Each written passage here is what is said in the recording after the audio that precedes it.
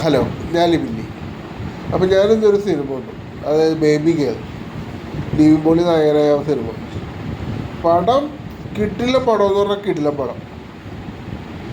പടത്തിനെ കുറിച്ചുള്ള ആദ്യത്തെ ഒരു പോസിറ്റീവ് എന്ന് പറയുകയാണെങ്കിൽ എനിക്ക് തോന്നിയത് ഇതൊരു ത്രില്ലർ, ആ ഒരു ലെവലിൽ നോക്കുകയാണെങ്കിൽ ഗംഭീര പടം. പിന്നെ നിവിൻ പോളിക്ക് ഞാൻ പറയാം, ഫസ്റ്റ് ഹാഫിൽ നിവിൻ പോളിക്ക് അത്ര റോളിന് ഇമ്പോർട്ടൻ്റ് ഇല്ലെങ്കിലും സെക്കൻഡ് ഹാഫ് നിവിൻ പോളിയുടെ കയ്യിലാണ്.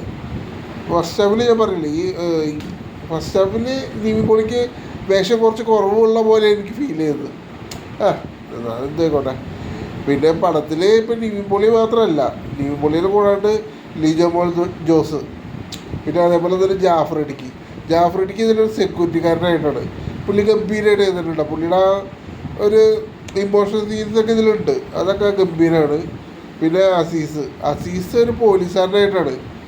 വലിയ ഒന്ന് രണ്ട് സീൻ മാത്രമേ കണ്ടുള്ളൂ അസീസിൻ്റെ. ഒന്ന് രണ്ടല്ല, കുറച്ച്. അതേപോലെ തന്നെ അതിഥി രവി, അതായത് അതിഥി രവി അഭിനയിച്ചത് നിവിൻ പോളിയുടെ ഭാര്യയായിട്ടാണ്. നിവിൻ പോളി ഇതിലൊരു ഹോസ്പിറ്റലിൽ ഒരു അറ്റൻഡറാണ്. അവിടെ നിന്ന് ഒരു കുട്ടീനെ കാണാവുന്നതും അതാണ് പടത്തിൻ്റെ കഥ. അപ്പോൾ അങ്ങനെയൊക്കെയാണ്. പിന്നെ ലാസ്റ്റ് അതിൻ്റെ കണ്ടുപിടിക്കുന്ന കാര്യങ്ങളൊക്കെയാണ് പടം. അതുകൊണ്ട് തന്നെ നമുക്കൊരു ത്രില്ലർ കണ്ടുകൊണ്ടിരിക്കണ ഒരു രീതിയിൽ അത് പടം കാണാൻ പറ്റി. എനിക്ക് അങ്ങനെയാണ്, ഒരു തരി ലാഘം ഒന്നും എനിക്ക് ഫീൽ ചെയ്തല്ല. പിന്നേന്ന് പറഞ്ഞാൽ ഫസ്റ്റ് ഹാഫ് എന്നാലും 1 മണിക്കൂറുകളുടെ പടത്തിൽ ഞാൻ പറഞ്ഞില്ലേ, ഒരു തരി ലാഘം ഒന്നും കാണാൻ കാരണം സമയം പോയത് നമ്മൾ അറിഞ്ഞില്ല. ശരിക്കും നമ്മൾ ഫസ്റ്റ് ഹാഫിൽ എന്ന് പറഞ്ഞാൽ നിവിൻ പോളിയുടെ ഒരു പടം കാണാൻ വേണ്ടിയല്ല നമ്മൾ പോയത്.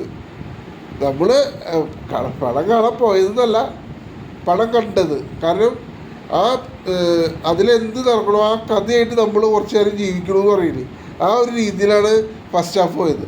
പിന്നെ സെക്കൻഡ് ഹാഫിലേക്ക് ആയപ്പോഴേക്കും കുറച്ച് കൂടി ഇതായിപ്പോയി, ഒരു പടം ഒരു സീരിയസ്നെസ്സിലേക്കൊക്കെ പോയി. അതിലെന്ന് പറഞ്ഞാൽ സംഗീത പ്രതാപം ഇതുവരെ പുള്ളി ചെയ്തേക്കണ പടം എന്ന് പറഞ്ഞാൽ എല്ലാവരും കോമഡി പടങ്ങളല്ലേ. ഇതിൽ സംഗീത പ്രതാപിൻ്റെ കോമഡി എന്ന് പറഞ്ഞ ഒരു സംഭവം ഇതിൽ കാണില്ല. പുള്ളി ഫുൾ സീരിയസ് ആയിട്ടാണ്. അതാണ് ഞാൻ പറഞ്ഞത്, കുറച്ച് മാറ്റങ്ങളായിട്ടുള്ളൊരു പടം എന്ന് പറയില്ലേ. പിന്നെ അതേപോലെ തന്നെ അഭിമന്യു തിലകൻ, അതായത് ഷമി തിലകൻ്റെ മോൻ, പുള്ളിക്കാരൻ ഇതിൽ പോലീസുകാരനായിട്ടുള്ള ഒരു എസ്ഐയുടെ റോളാണ്. ഗംഭീരമായിട്ട് ചെയ്തിട്ടുണ്ട്. പുള്ളിയുടെ ആ മാനറിസും എല്ലാവരൊക്കെ കാണുമ്പോൾ തന്നെ ഒരു പക്ക പോലീസുകാരനായിട്ട് നമുക്ക് ഫീൽ ചെയ്യും പടം. പിന്നെ ഇതിൽ ലിസി സ്റ്റീഫൻ ഒരു ക്യാമിയോ റോൾ എന്ന് പറയുമ്പോൾ ഒരു ചെറിയൊരു റോളിൽ പുള്ളി വന്നിട്ടുണ്ട്. ഇത്രയൊക്കെ. അതായത് ഈ പടത്തിൻ്റെ കഥ ഇത് നമ്മളിപ്പോൾ ഒന്ന് വിചാരിക്കും, അതായത് ഇങ്ങനെയൊക്കെ ഈ പടത്തിൻ്റെ അവസാനം എന്ന് വിചാരിക്കുമ്പോൾ ആ സമയത്താണ് അത് വേറൊരു രീതിയിലേക്ക് ട്വിസ്റ്റായിട്ട് വരുന്നത്. ഈ പടം പിടിച്ച ആൾക്കാർ തന്നെയാണെന്ന് തോന്നുന്നു. അതായത് മുംബൈ പോലീസ്, ഞാൻ ഇന്നലെ ലൈവ് വന്നപ്പോൾ ആരോ പറയണ കേട്ടായിരുന്നു, മുംബൈ പോലീസിലെ ആൾക്കാർ തന്നെയാണ് ഈ പടം പിടിച്ചത്. അതെന്തോ എനിക്കറിയാൻ പാടില്ല. എന്തായാലും ഗംഭീരമായിട്ടുണ്ട് കേട്ടോ. പ്രത്യേകിച്ച് എടുത്തു പറയേണ്ട സംഗീതത്തിൻ്റെ കാര്യം. പുള്ളി ഇതുവരെ ചെയ്ത കോമഡി പോലെയല്ല, ഇതൊരു സീരിയസ് ആയിട്ട് പടത്തിൽ എന്തുകൊണ്ട് രസമാണ്.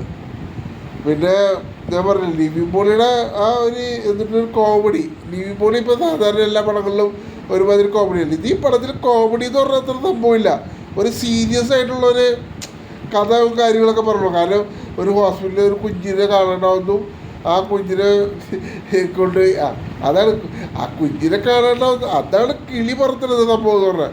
കുഞ്ഞിനെ എടുത്തുകൊണ്ട് പോകുന്നത് ഒരാൾ എടുത്തുകൊണ്ട് പോകുന്ന ആളുടെ ഇത് കൊണ്ടുപോകുന്നത് വേറെ ആൾക്കാർ കൊണ്ടുപോകുമ്പോൾ അവരെ പിടിക്കാൻ വേറെ ആൾക്കാർ. അതാണ് പടത്തിൻ്റെ ഒരു ത്രില്ല് കൊണ്ടുവരാൻ പറ്റിയത്. എനിക്ക് ശരിക്കും കിട്ടിയായിരുന്നു. എന്തായാലും ഈ പടം ഞാൻ പറഞ്ഞില്ലേ, ഇത് ഇപ്പം എങ്ങനെ പറഞ്ഞു, ഒരു ആൾക്കാർ അറിഞ്ഞ് പറഞ്ഞ പടമാണ് ഇത്. കാരണം ഞാൻ തന്നെ ടിക്കറ്റ് എടുക്കാൻ നോക്കിയപ്പോൾ എനിക്ക് തന്നെ ടിക്കറ്റ് കിട്ടിയില്ല. സത്യം കിട്ടിയില്ലെന്നല്ല, അതായത് ഞാൻ ബുക്ക് മൈ ഷോയിൽ നോക്കുമ്പോൾ ഒരു ടിക്കറ്റൊക്കെ ഒരു തിയേറ്ററിൽ പോയിട്ടുള്ളൂ. ഞാൻ ഈ പടം ഉണ്ടാവോ എന്ന് വിചാരിച്ചാൽ മതി. ആ അവസാനം ഒരു 15 മിനിറ്റ് കൊണ്ടാണ് ടിക്കറ്റ് ഏകദേശം ഒരു 30% ടിക്കറ്റ് പോയി തിയേറ്ററിലെ. അതാണ് ഞാൻ പറഞ്ഞത്, ഈ പടം അറിഞ്ഞ് ആൾക്കാരെന്തായാലും കയറുള്ളൂ. എന്തായാലും ഗംഭീര പടം കേട്ടോ, ഗംഭീര പടം എന്ന് പറഞ്ഞാൽ ഗംഭീര പടം. അതാണ് എന്താ ഈ പടത്തിന് ശരിക്കും പറഞ്ഞാൽ ഒരു നായകൻ്റെ സ്ഥാനം ഈ പടത്തിൽ ആവശ്യമില്ല. കാരണം ഈ പടത്തിൻ്റെ കഥ തന്നെയാണ് ഇതിൻ്റെ നായകൻ. കഥ നല്ലൊരു കഥ വെച്ചൊരു പടം പിടിക്കുകയാണെങ്കിൽ ആ പടം എന്തായാലും ഇൻട്രസ്റ്റിംഗ് ആവും, കാണാൻ ആൾക്കാരുണ്ടാവും. പിന്നെ എനിക്കത് മാജിക് മഷ്റൂം കാണണമെന്നുണ്ടായിരുന്നു, പക്ഷെ അത് കാണാൻ പറ്റൂല.